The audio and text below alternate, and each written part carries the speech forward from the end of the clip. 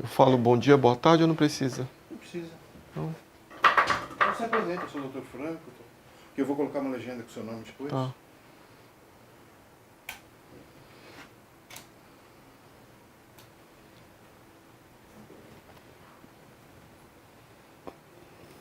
Essa aqui só esquece, tá? Não precisa nem olhar pra ela. Tá.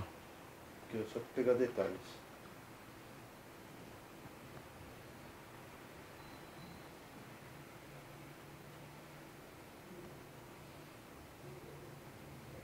Pronto, doutor. A hora que quiser. Olá a todos, meu nome é José Franco, eu sou médico geneticista e pediatra, eu atuo como consultor científico da Casa Hunter e hoje a gente vai falar um pouco sobre a importância da triagem neonatal e o projeto que eu estou desenvolvendo na triagem neonatal para uma doença genética na Pontifícia Universidade Católica de Campinas. Então vamos lá, a triagem neonatal, ela vem do Programa Nacional de Triagem Neonatal, que é conhecido como a sigla PNTN, é uma portaria do Ministério da Saúde, número 822, de 2001, né? 6 de junho de 2001. E nessa portaria, as ações de triagem neonatal na fase pré-sintomática engloba todos os recém-nascidos vivos, né? Acompanhando o que acontece nos outros países, né? Principalmente em relação ao diagnóstico e o tratamento dessas doenças, que a grande maioria é detectada no período neonatal, por isso que é um programa de triagem neonatal. E nesse período neonatal envolve crianças que nascem até 30 dias de vida, certo? Em alguns casos, até 28 dias também.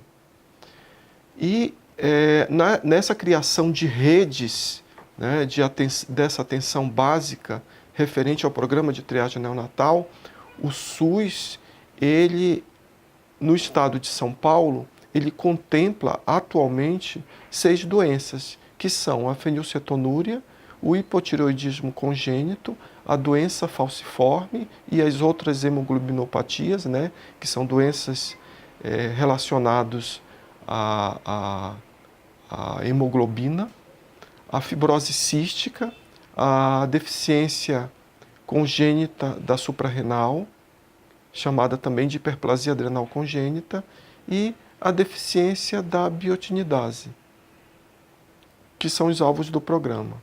Então, hoje em dia, São Paulo ele é tido como modelo para essas doenças porque conseguiu incorporar essas 6 doenças, né, nessa fase do teste do pezinho. E outros estados ainda continuam, né, a seguir esse programa e, infelizmente, nem todos os estados ainda têm essas 6 doenças contempladas. Para a triagem neonatal, existem critérios de inclusão, né, para essas doenças, para o teste do pezinho. Então, precisa ser conhecida a história natural da doença, a identificação dessa doença precisa muito bem estabelecida na literatura, com as suas manifestações clínicas. A possibilidade de tratamento em estágio precoce precisa trazer benefício, né, para aquele neonato e aquela criança, exatamente pelo um tratamento mais precoce. Então, precisa realmente ter benefícios para isso. A existência de um teste adequado para diagnóstico. Então, o teste precisa ser sensível e específico para exatamente conseguir fazer o diagnóstico daquela doença. A incidência daquela doença, pelo menos na população mundial, ela precisa ser conhecida, a incidência. O custo-benefício dessa triagem populacional também precisa ser bem estabelecido, né? Porque não adianta exatamente se aventurar a fazer um diagnóstico de uma doença, muitas vezes que pode ser com um teste não sensível, não específico e muito caro, não trazendo benefícios. Então isso tudo cai por terra o que o teste de triagem neonatal precisa ser considerado para exatamente um governo fazer o uso desse teste. E aceitação por parte da população. Então, isso é importante, ter esses parâmetros para que a população aceite e entenda o que está sendo feito, né?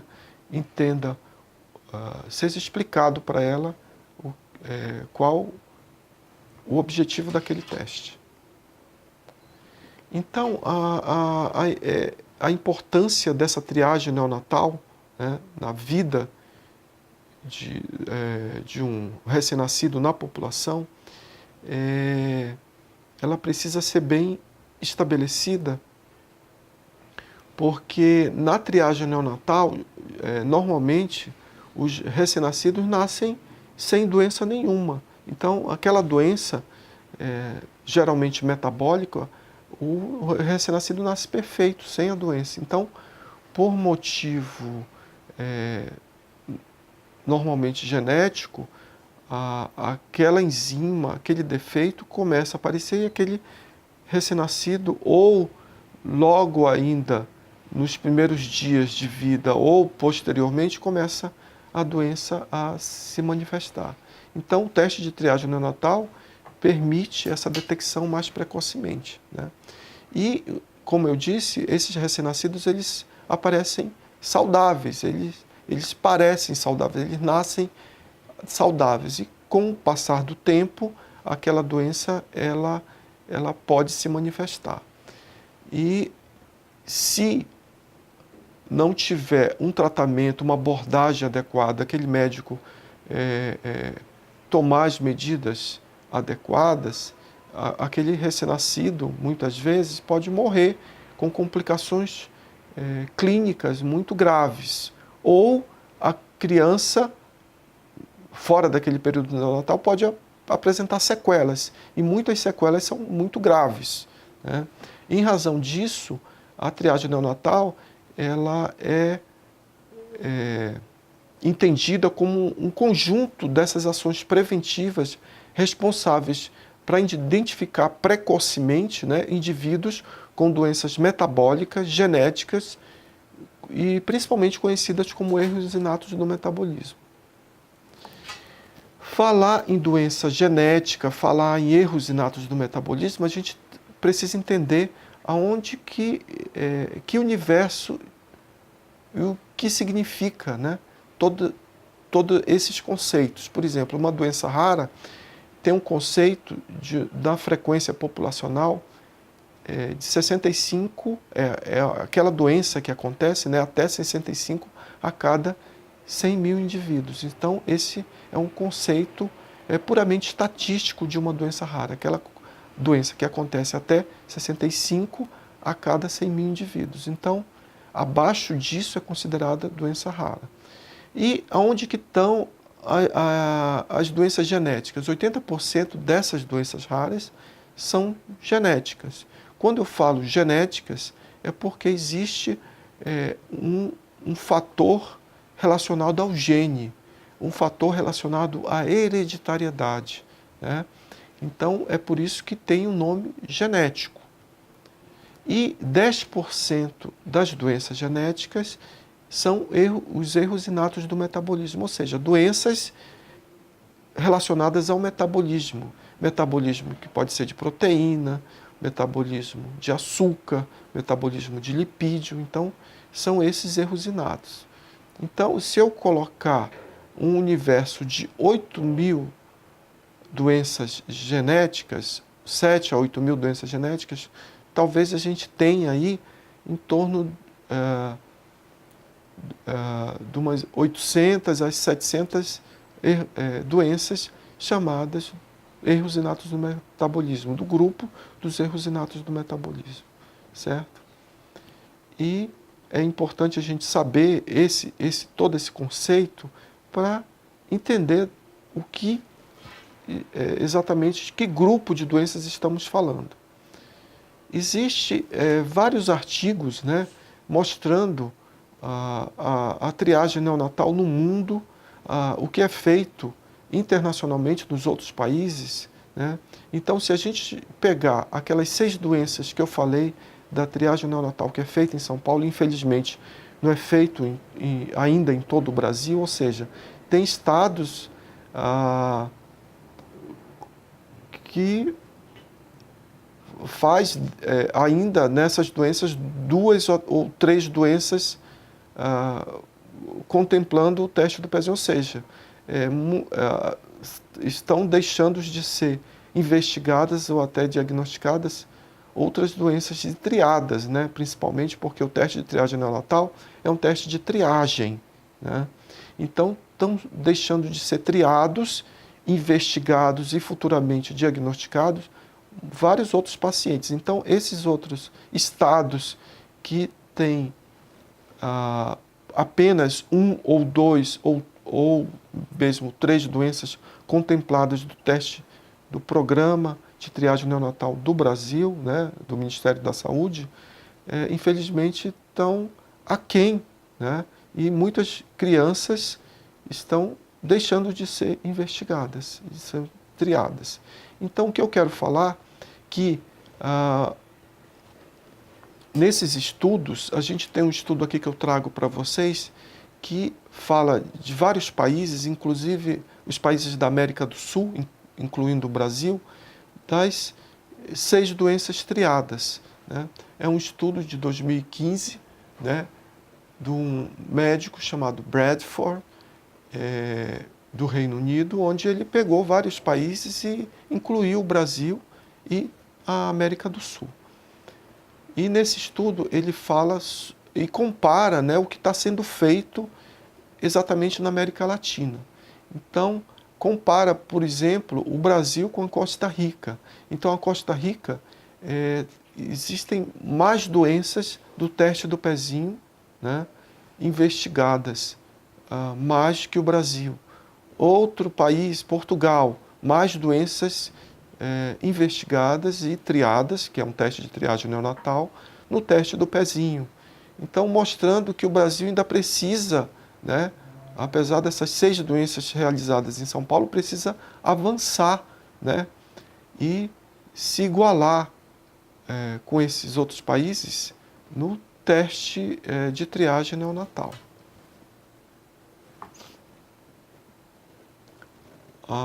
E sem comparação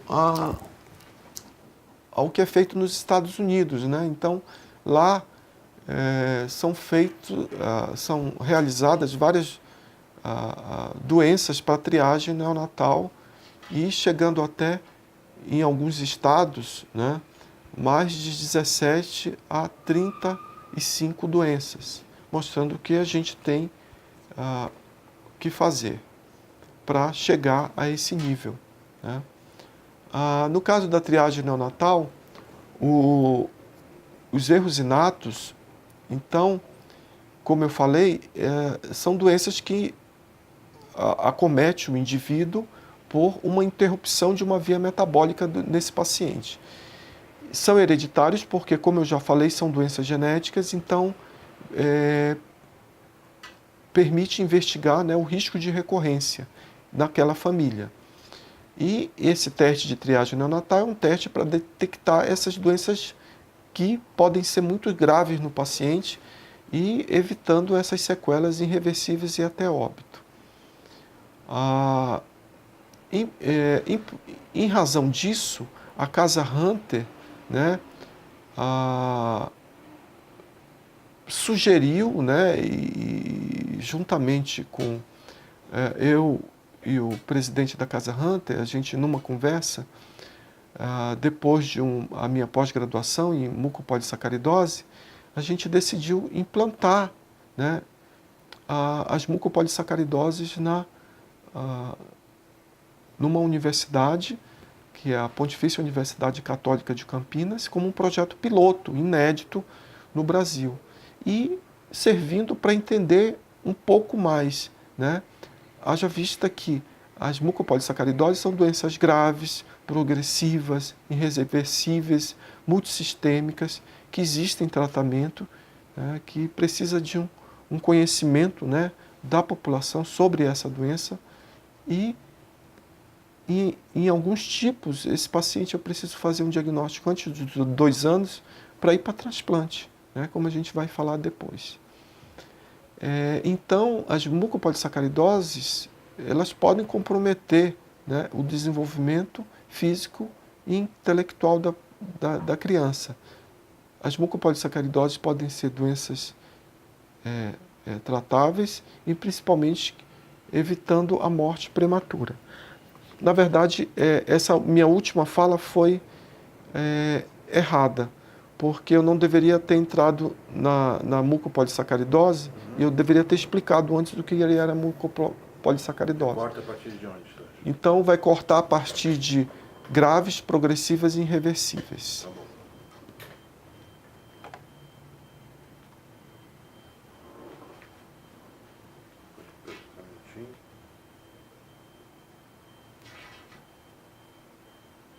Pode continuar. Só um minutinho.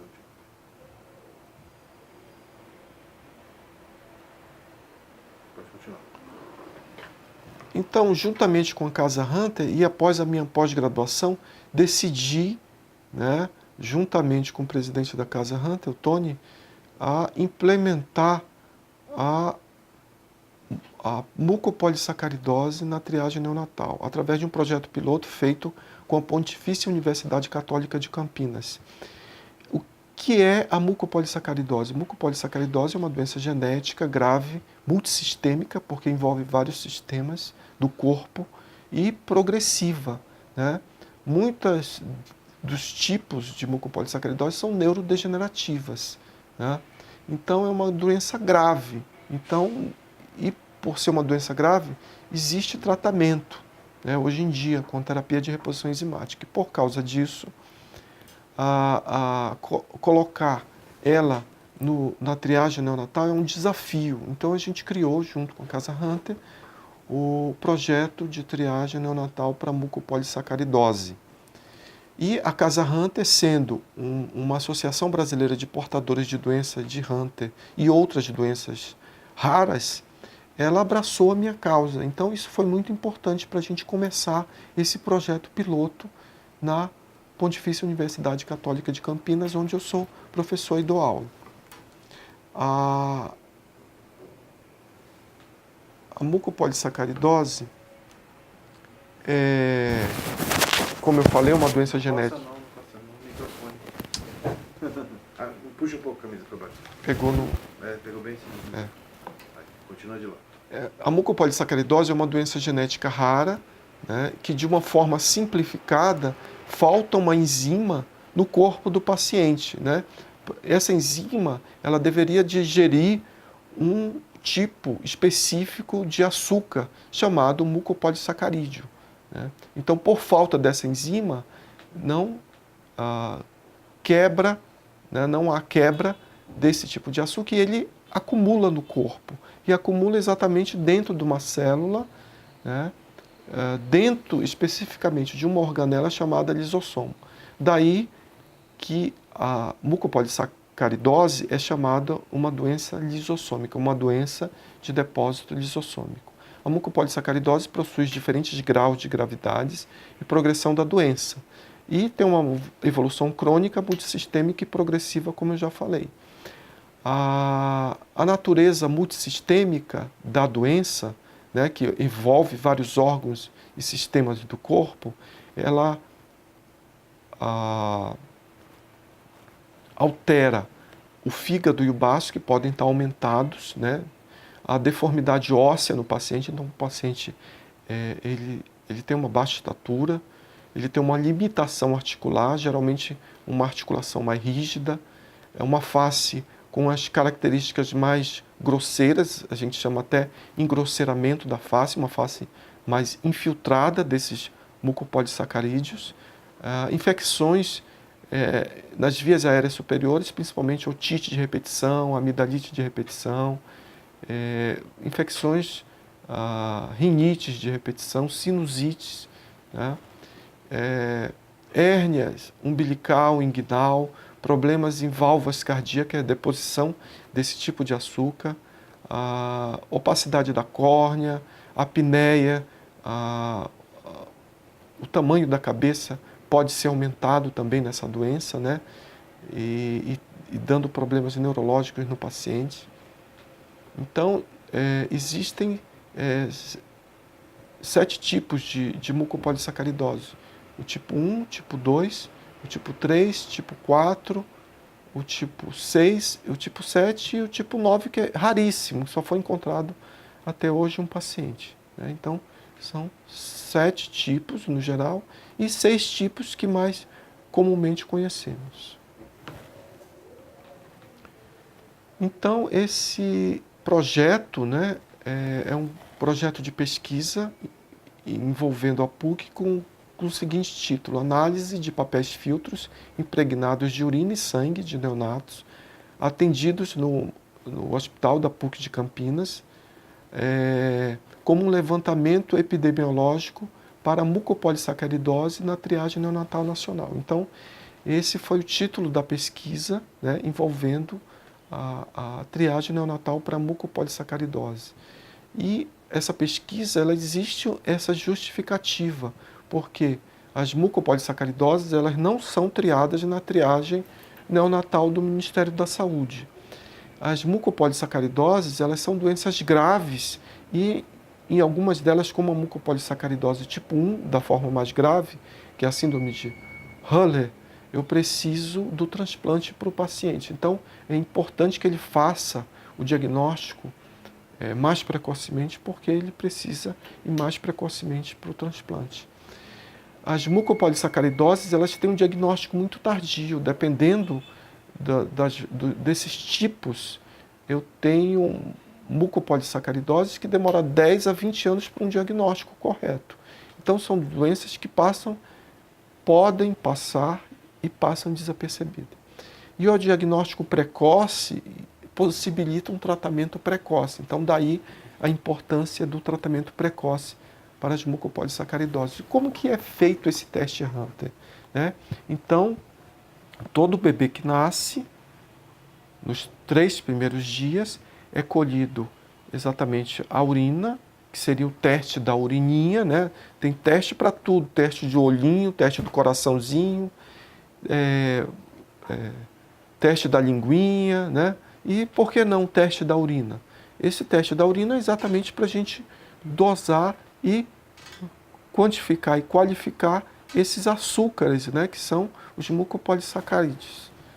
E o papel filtro, que é aquele conhecido teste do pezinho. Então, naquele sangue do calcanhar do RN que nasce, a gente colhe juntamente com o teste de triagem neonatal para o Ministério da Saúde, colhe também um papel filtro para avaliar, né, e quantificar esses açúcares através da dosagem enzimática, né? Então, no teste Hunter, carinhosamente chamado teste Hunter, porque a Casa Hunter exatamente está envolvida e abraçou essa causa. Então, a gente chama esse teste de triagem neonatal para as mucopolissacaridoses carinhosamente de teste Hunter, porque faz parte do projeto da Casa Hunter. Então, a gente usa a urina e usa o sangue. A urina, na urina total do paciente, e o sangue que é impregnado no papel filtro. É o teste do papel filtro, tá? Igual aquele teste de triagem neonatal que a gente faz no calcanhar da criança. E a Universidade Católica de Campinas, né, a PUC de Campinas, é um hospital geral. Então, ela tem, né, a pediatria, tem a parte cirúrgica, tem a parte dos adultos, é um hospital equipado com centro cirúrgico, com ambulatório, né, e com a universidade, onde eu dou aula e também faço pesquisa. Então, veio me dar toda essa infraestrutura para possibilitar fazer o teste Hunter dentro desse hospital chamado PUC. Então, a amostra é colhida do RN, como eu falei, o sangue no papel filtro e a urina no tubo coletor. E, no sangue do papel filtro é secado durante 4 horas, é secado esse sangue e enviado para o Hospital das Clínicas de Porto Alegre. A urina também é congelada, identificada também e enviada para o Hospital das Clínicas de Porto Alegre. Então, a gente, né, tem, agora esse projeto piloto tem 2 anos, né, que a gente iniciou e tem alguns resultados preliminares, que será motivo de uma outra visita entre nós. Então, esse teste é identificado e enviado para Porto Alegre, exatamente para fazer a avaliação. Essa avaliação, depois de 40 dias, em média 40 dias, é enviado para mim e uma vez que seja positivo ou negativo, a gente vai retestar, né, porque é um teste de triagem, um teste piloto, a gente vai retestar esses recém-nascidos para realmente saber se confirma ou não. Uma vez que confirma a alteração, eu chamo esse RN, né, avalio se tem alguma alteração característica da mucopolissacaridoses. Então, vai ter uma consulta médica e depois dessa consulta médica, eu ofereço o teste que a gente chama de padrão ouro para o diagnóstico das mucopolissacaridoses, que é a dosagem enzimática, né, e mais uma avaliação urinária. E a gente envia para Porto Alegre também. E assim, esse teste de triagem neonatal para mucopolissacaridoses, né, ele começou a ser implementado em 2015. Né? A gente já possui em torno de 1.000 triagens realizadas e em torno de 100 coletas também recoletas, em torno de 100 recoletas analisadas. De novo, então corta quando eu falei as 800 triagens. Esse teste, então, foi implementado... Só para fazer uma pergunta, a gente está com quase meia hora, falta muito ainda, ou já está... Não, eu já estou terminando. Então beleza. Já estou terminando. Então, esse teste na Pontifícia Universidade Católica de Campinas, esse teste de triagem neonatal, ele começou a ser implementado em 2015. Já existem em torno de 1.000 amostras e em torno de 100 recoletas. Então, recoletas quer dizer o quê? Foram os resultados das primeiras coletas foram alterados e a gente está providenciando essas recoletas. Existe a possibilidade no futuro da gente ampliar o teste Hunter, né? Contemplando as outras doenças de depósito lisossômico. Então, isso é uma coisa inovadora, realmente.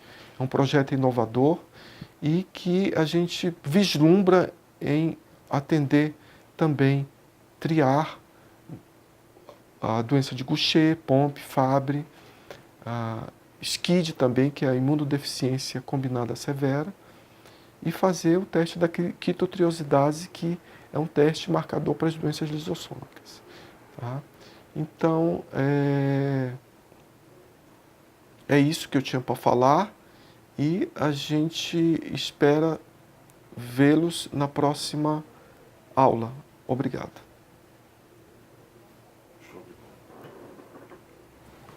Nossa, eu falei quase, enrolei quase meia hora aqui. 29 minutos. Muito bom. Deixa eu fazer uma coisinha só